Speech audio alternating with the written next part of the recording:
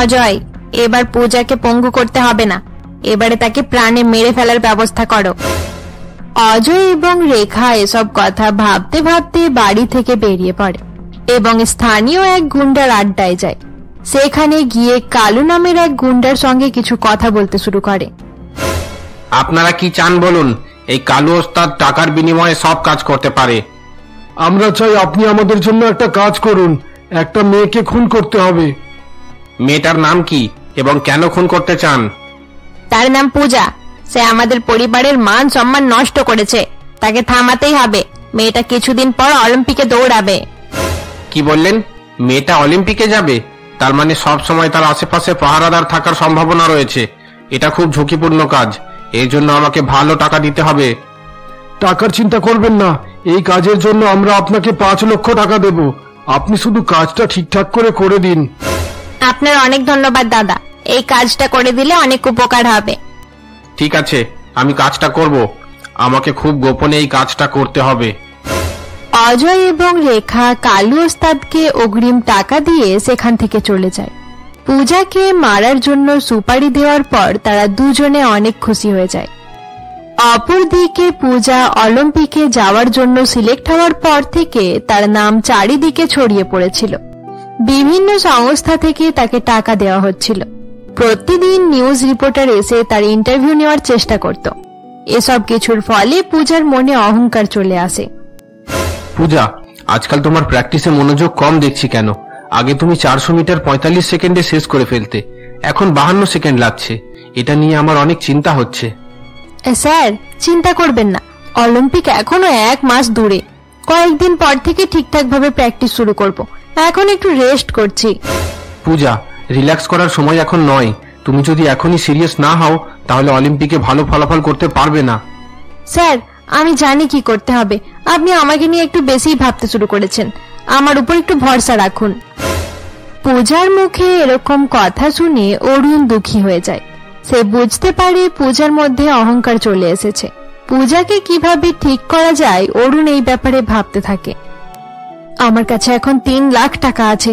ভাবছি আজ একটা বড় রেস্টুরেন্টে গিয়ে লাঞ্চ করব, তারপর একটা ভালো মুভি দেখে আসবো। অনেকদিন থেকে কোনো মুভি দেখা হয়নি। পূজার হাতে এখন প্রচুর টাকা থাকায় সে বিলাসী জীবনযাপন করতে থাকে। ভালো ভালো জিনিস খাওয়া, দামি দামি জিনিস কেনা, এসব নিয়েই তার দিন কাটতে থাকে। পূজার এরকম ব্যবহার দেখে অরুণ নিজেকে আটকাতে পারে না। পূজা, এই টাকাগুলো নিয়ে এত বিলাসী জীবনযাপন করা ঠিক নয়। তুমি তোমার বাবা মায়ের স্বপ্নের কথা ভুলে যাচ্ছ। স্যার, আমি ভুলিনি, শুধু একটু লাইফ এনজয় করার চেষ্টা করছি। 2-1 দিন যদি রেস্ট করে নি তাতে কি ক্ষতি হবে? জীবন উপভোগ করতে দোষ নেই। এসব কিছু করতে গিয়ে তুমি নিজের লক্ষ্য থেকে দূরে সরে যাচ্ছ। তোমার স্বপ্নের কি হলো? তুমি কি স্বপ্ন দেখা বন্ধ করে দিয়েছো? আমি আগের পূজাকে ফিরে পেতে চাই, যে অলিম্পিকে মেডেল আনার স্বপ্ন দেখত। স্যার, আপনি চিন্তা করবেন না, আমি ঠিক সময়ে সবকিছু ম্যানেজ করে নেব। আমি আশা করব তুমি যেন সত্যি সত্যি সবকিছু ম্যানেজ করে নিতে পারো। এখন তুমি যেভাবে চলছো সেটা দেখে আমি মোটেও খুশি নই। এভাবেই দেখতে দেখতে সেই দিনটা কেটে যায়। পরের দিন অজয় বাবু যখন কমলার সঙ্গে বসেছিল এমন সময় কালু ওস্তাদ তাকে ফোন করে। আরে স্যার, বাকি টাকাটা রেডি রাখুন, আজ আমি সেই পূজার খেলা শেষ করতে যাচ্ছি। আরে বাহ, সকাল সকাল অনেক দারুণ খবর শোনালে। তাড়াতাড়ি তার জীবনের বাতি নিভিয়ে দাও, সে মরার সঙ্গে সঙ্গে তুমি নিজের টাকা পেয়ে যাবে। কালু ওস্তাদ এই বলে একটি বন্দুক নিয়ে বাড়ি থেকে বেরিয়ে পড়ে এবং পূজা প্রত্যেক দিন যে পার্কে প্র্যাকটিস করার জন্য যেত, কালু ওস্তাদ সেখানে গিয়ে একটি গাছের আড়ালে লুকিয়ে পড়ে। এই তো, এটা দারুণ জায়গা, এখান থেকে ভালো এম পাওয়া যাবে। এবার শুধু পূজার অপেক্ষা করতে হবে। কালু গাছের আড়াল থেকে এসব কথা ভাবতে থাকে। কিছু সময় পর পূজা পার্কে আসে এবং প্রত্যেক দিনের মতো প্র্যাকটিস করতে শুরু করে দেয়। পূজা প্র্যাকটিস করছিল এমন সময় কালু তার দিকে লক্ষ্য করে গুলি চালায়। গুলিটি পূজার হাত ছুঁয়ে বেরিয়ে যায় এবং তার সামান্য আঘাত লাগে। আরে আরে, মিস হয়ে গেল কিভাবে? এখনই অনেক লোক জড়ো হয়ে যাবে। এখন এখানে দাঁড়ানো ঠিক নয়, পরে আবার চেষ্টা করা যাবে। এখন তাড়াতাড়ি এখান থেকে পালাই। পূজা, তুমি ঠিক আছো তো? কি হয়েছে? স্যার, আমার হাতে গুলি লেগেছে। গুলিটা হালকা ছোঁয়া লেগে বেরিয়ে গেছে, তেমন কিছু ক্ষতি হয়নি। চিন্তা করো না, আমি এখনই তোমাকে হাসপাতালে নিয়ে যাচ্ছি। এরপর অরুণ পূজাকে নিয়ে ডাক্তারের কাছে যায়। ডাক্তার কিছুক্ষণ পর্যন্ত পূজার চেক আপ করার পর বলে, তেমন কোনো ভয়ের ব্যাপার নেই, 10 থেকে 15 দিন রেস্ট করলেই ঠিক হয়ে যাবে, হাতে সামান্য আঘাত লেগেছে। দেখলে তো অরুণ স্যার, আমি আগেই বলেছিলাম খুব একটা লাগেনি। আচ্ছা ডাক্তার ম্যাডাম, কয়েকদিন পরেই আমাকে অলিম্পিকে যেতে হবে, আমি নিজের প্র্যাকটিস চালিয়ে যেতে পারবো তো? আরে হ্যাঁ হ্যাঁ, আপনি নিজের প্র্যাকটিস নিশ্চিন্তে চালিয়ে যান, তবে সময় সময় আমার দেওয়া ওষুধগুলো খেয়ে নেবেন। এরপর পূজা অরুণের সঙ্গে সেখান থেকে চলে যায়। পরের দিন থেকে পূজা একইভাবে প্র্যাকটিস করতে থাকে। অপরদিকে পূজার উপরে যে অ্যাটাক করা হয়েছিল এবং সে আহত হয়েছে এটা জানতে পেরে রেস ফেডারেশন তাকে অলিম্পিক থেকে বাদ দিয়ে দেয়। তারা জুলি নামের এক মেয়েকে পূজার পরিবর্তে অলিম্পিকে পাঠানোর সিদ্ধান্ত নেয়। পূজা, রেস ফেডারেশন তোমার পরিবর্তে জুলিকে অলিম্পিকে পাঠানোর কথা বলেছে। কি বললেন স্যার? আমি অলিম্পিকে দৌড়াবো না? আমি আমার বাবা মায়ের স্বপ্ন পূরণ করতে পারবো না? তা হঠাৎ করে এরকম কেন করছে? তারা মনে করছে তোমার হাতে গুলি লাগার কারণে তুমি দৌড়ানোর জন্য উপযুক্ত নও, তারা তোমাকে রেস্ট করতে বলেছে।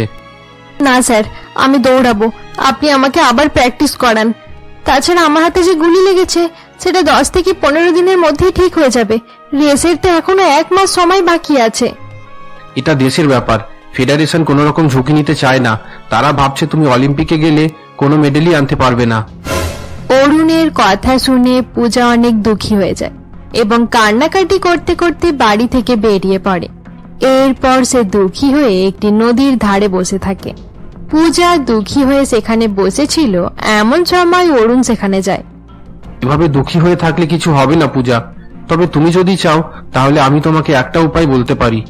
কি উপায় স্যার? আমাকে তাড়াতাড়ি বলুন, আমি যে কোনো উপায় অনুসরণ করতে রাজি আছি। ঠিক আছে, আমার কথা ভালো করে শোনো। জুলি 49 সেকেন্ডে 400 মিটার দৌড় শেষ করে। তুমি যদি অলিম্পিকে দৌড়াতে চাও তাহলে তোমাকে এর থেকেও কম সময়ে দৌড় শেষ করতে হবে। এটা করলে ফেডারেশন বুঝতে পারবে যে তুমি আনফিট নও। স্যার আমি পারবো, আপনি আমাকে আবার প্র্যাকটিস করান। কিন্তু পূজা, তুমি আর আগের মতো নেই, এখন তোমার গতি অনেক কম হয়ে গেছে। 400 মিটার দৌড়াতে তোমার 52 সেকেন্ড সময় লাগে। জুলি খুব সহজেই তোমাকে হারিয়ে ফেলবে। কিন্তু স্যার, আগে তো আমি 45 সেকেন্ডে শেষ করে ফেলতাম। আমি আবার পারবো, আমি প্রতিজ্ঞা করছি। এরপর থেকে আমি আর সময় নষ্ট করব না, দয়া করে আপনি আমাকে প্র্যাকটিস করান। পূজা কান্নাকাটি করে রিকোয়েস্ট করতে থাকে। পূজার এরকম অবস্থা দেখে অরুণ রাজি হয়ে যায় এবং আবার তাকে প্র্যাকটিস করাতে শুরু করে দেয়। এভাবেই দেখতে দেখতে কয়েকদিন কেটে যায়। অলিম্পিকের আর 1 সপ্তাহ বাকি থাকে। পূজা, আজকে আমাদের যেতে হবে। জুলির সঙ্গে আজকেই তোমাকে প্রতিযোগিতা করতে হবে। স্যার, আমি এখনো নিজের পুরানো স্পিড ফিরে পাইনি, আমার প্রচন্ড ভয় করছে। আমি মিথ্যে কথা বলবো না পূজা, আমারও ভয় করছে, তবে তুমি নিজের চেষ্টা করে যেও, যা হবে দেখা যাবে। ঠিক আছে স্যার, চলুন আমরা সেখানে গিয়ে জুলিকে চ্যালেঞ্জ করি। এরপর অরুণ এবং পূজা বাড়ি থেকে বেরিয়ে পড়ে এবং কিছু সময় পর তারা রেসিং ফেডারেশনের অফিসে পৌঁছায়। স্যার, পূজা এখন পুরোপুরিভাবে সুস্থ হয়ে গেছে। সে অলিম্পিকে দৌড়ানোর জন্য জুলিকে চ্যালেঞ্জ করতে চাই। অলিম্পিকের মাত্র 1 সপ্তাহ বাকি, এই সময় বারবার ক্যান্ডিডেট চেঞ্জ করা সম্ভব নয়। কিন্তু স্যার, অলিম্পিকের জন্য আগে পূজাকেই সিলেক্ট করা হয়েছিল, এখন তাহলে তাকে এভাবে বাদ দিয়ে দেওয়া হচ্ছে কেন? পূজা আহত ছিল, তাই আমাদের সকলে মিলে জুলিকে চান্স দিয়েছে। মানছি এখন পূজা সুস্থ হয়ে গেছে, কিন্তু সে ভালোভাবে দৌড়াতে পারবে কি না সেটা নিয়ে আমাদের সন্দেহ আছে। আমরা তাকে চান্স দিতে পারবো না। দয়া করে আমার সঙ্গে এরকম করবেন না স্যার। অলিম্পিকে যাওয়ার জন্য আমি দিন রাত পরিশ্রম করেছি, আমাকে একটা সুযোগ দিন। আমি অলিম্পিকে গিয়ে দেশের নাম উজ্জ্বল করতে চাই। তুমি বুঝতে পারছো না কেন? জুলির নাম জাপানের এজেন্সিতে পাঠানো হয়ে গেছে। আপনি বুঝতে পারছেন না স্যার, আপনি চাইলে নাম চেঞ্জ করে দিতে পারেন। তাছাড়া পূজা যদি জুলির থেকেও ভালো ফল করতে পারে, এটা তো আমাদের দেশের জন্যই ভালো। অরুণ এবং পূজা বারবার করে রিকোয়েস্ট করায় ফেডারেশন অফিসার পূজাকে একটি সুযোগ দেওয়ার জন্য রাজি হয়ে যায়। এরপর পূজা এবং জুলির মধ্যে একটি দৌড় প্রতিযোগিতার আয়োজন করা হয়। আমাকে ভুল ভেবো না জুলি, অলিম্পিকে যাওয়া আমার স্বপ্ন, তাই আমি তোমাকে চ্যালেঞ্জ করেছি। আমি কিছু ভাবতে যাব কেন? তুমি এতটাও ইম্পর্টেন্ট নাও যার ব্যাপারে ভেবে আমি সময় নষ্ট করব।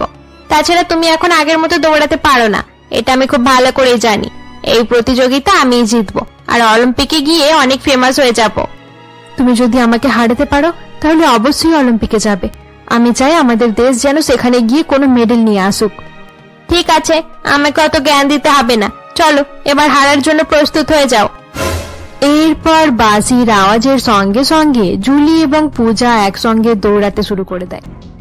পূজা অনেক চেষ্টা করতে থাকে কিন্তু জুলিকে পেছনে ফেলতে পারে না। আর যদি আমি হেরে যাই তাহলে আমার উপর থেকে অরুণ স্যারের বিশ্বাস ভেঙে যাবে। হয়তো সে আমাকে আবার কাকা কাকিমার বাড়িতেই পাঠিয়ে দেবে। আমার জীবন আবার নরক হয়ে যাবে। আমাকে জিততেই হবে, আমাকে প্রতিযোগিতায় জিততেই হবে।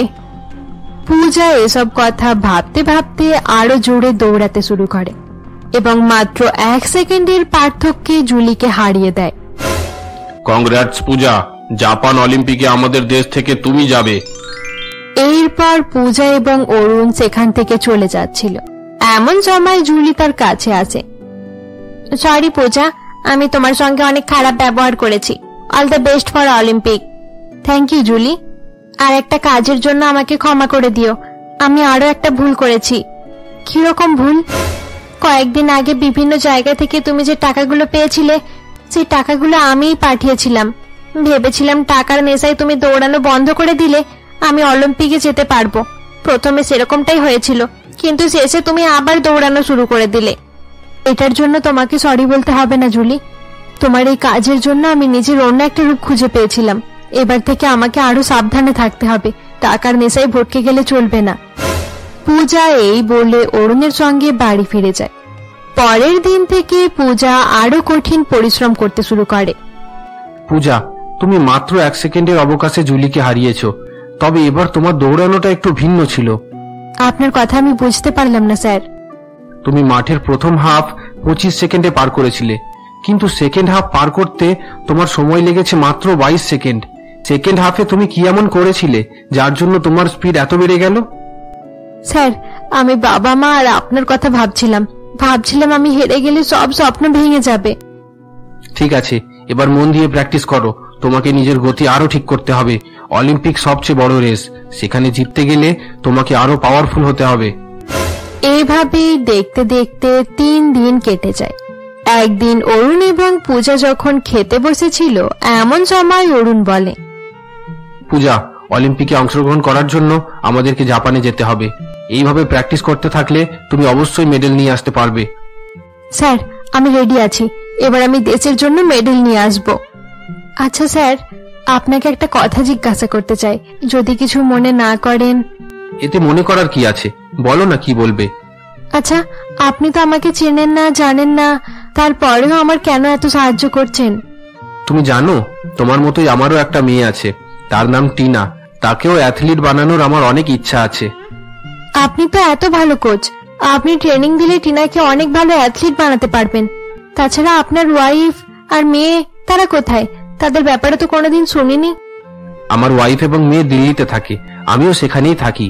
অনেকদিন পর নিজের পুরানো বাড়িতে ঘুরতে এসেছিলাম, তারপরেই তোমার সঙ্গে দেখা হয়ে গেল। তার মানে আমার অলিম্পিক শেষ হয়ে গেলে আপনি দিল্লি চলে যাবেন? হ্যাঁ পূজা, আমাকে তো যেতেই হবে, তবে চিন্তা করো না, তোমার কোনো একটা ব্যবস্থা করে তারপরেই যাব। পূজা এবং অরুণ এসব কথা বলতে বলতে খাওয়া দাওয়া শেষ করে ফেলে। পরের দিন সকালে পূজা যখন মাঠে প্র্যাকটিস করছিল এমন সময় অরুণ লক্ষ্য করে গাছের আড়াল থেকে কেউ তাদের দিকে তাকিয়ে আছে। পূজা, আমি অনেকক্ষণ থেকে লক্ষ্য করছি কেউ আমাদের ফলো করছে, এমনকি এখন এসে গাছের আড়ালটাতে দাঁড়িয়ে আছে। তাই নাকি স্যার? এবার কি হবে? তুমি নিজের প্র্যাকটিস করতে থাকো, আমি পুলিশকে ডাকছি। এমন ভাবে প্র্যাকটিস করো যেন সে জানতে না পারে যে আমরা তাকে দেখে নিয়েছি। অরুণের কথা মতো পূজা প্র্যাকটিস করতে থাকে। এরপর অরুণ সেখান থেকে চলে যায়।